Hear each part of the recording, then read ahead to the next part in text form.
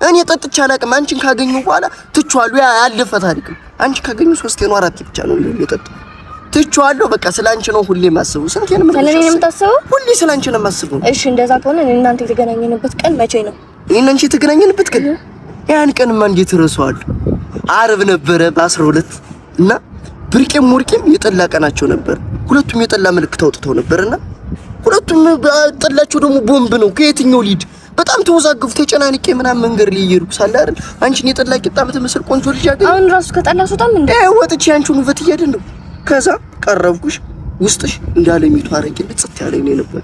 እኔ ቆንጆ አረቄ ጠላ እስኪ ካረቄና ተጠላውታ አቋምሽ እኮ የምናሹ የጠላ ምልክት ታውቂዋለሽ። እንደዛ ቀጥ ያልሽ እኮ ነሽ የኔ ፍቅር። ልቀቀኝ በእግዚአብሔር። አንድ ነገር ልንገር፣ ሁሌ ጠላ ከም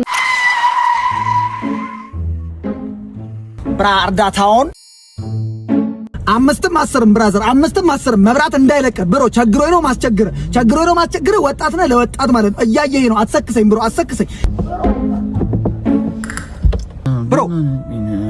ብሮ እየሰማኸኝ ነው? አሎ እርዳታውን ብሮ እርዳታውን አይቻለሁ አልተኛም አውቀህ ነው ብሮ እርዳታን ብራዘር እርዳታን መብራት እንዳይለቀ የቆዳ ቀለም ይልቀቅና እስካሁን ድረስ አሰጠኝ አንተ አሎ